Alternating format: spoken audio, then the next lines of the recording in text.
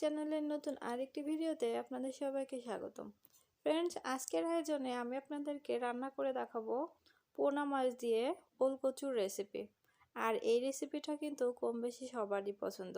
তো চলুন কথা না বাড়িয়ে আমরা মূল ভিডিওটি শুরু করি।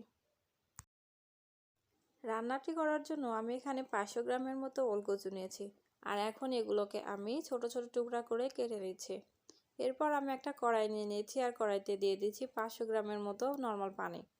আর এই পানির ভিতরে আমি দিয়ে দিচ্ছি সামান্য পরিমাণ লবণ। আর পানিটা কিছুটা গরম হয়ে গেলে আমি এখানে আগে থেকে কেটে ধুয়ে রাখা ওলকচুগুলো দিয়ে দিচ্ছি।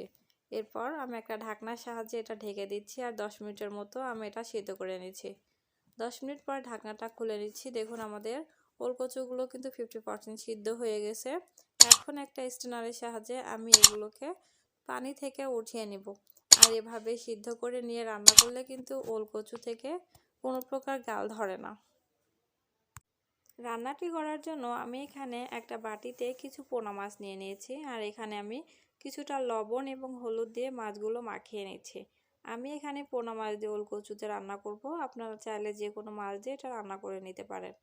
এখন একটা তাওয়ায় আমি কিছুটা তেল দিয়ে দিচ্ছি। আর তেলটা গরম হয়ে গেলে আমি সবগুলো মাছ একে একে এখানে দিয়ে দিচ্ছি।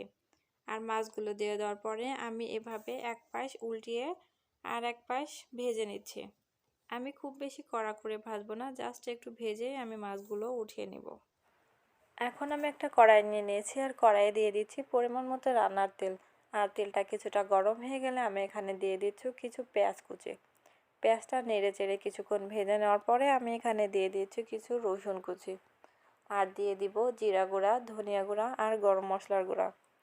এরপর আমি এখানে দিয়ে দেব সরিষা বাটা এবং জিরা বাটা।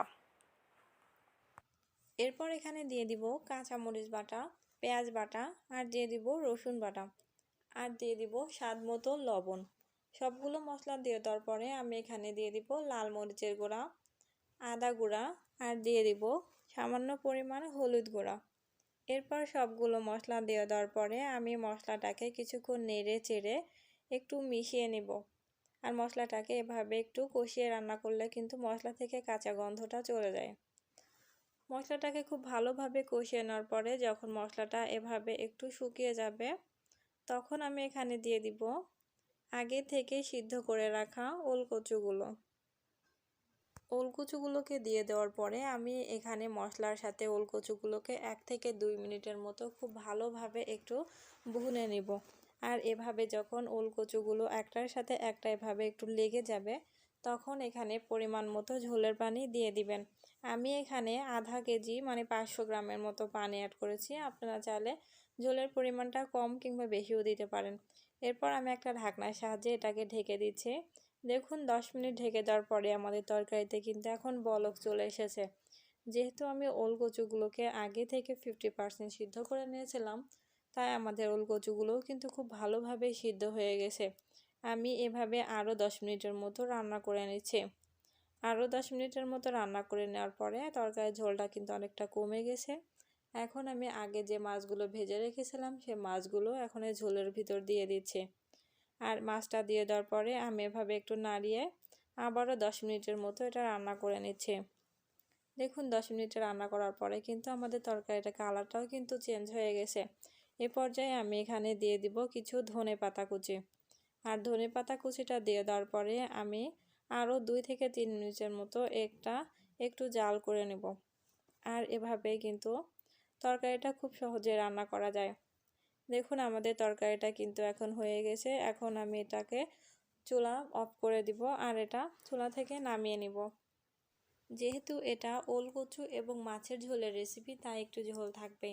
আর তাছাড়াও কিন্তু ওলকচু রান্নার সময় কিন্তু একটু ঝোল থাকতে আগে থেকে নামিয়ে রাখতে হবে, কারণ ওলকচুতে কিন্তু অনেকটা ঝোল টেনে নেয়। ফ্রেন্ডস, তৈরি হয়ে গেল আমাদের খুবই মজাদার ওলকচু এবং মাছের ঝোলের রেসিপি।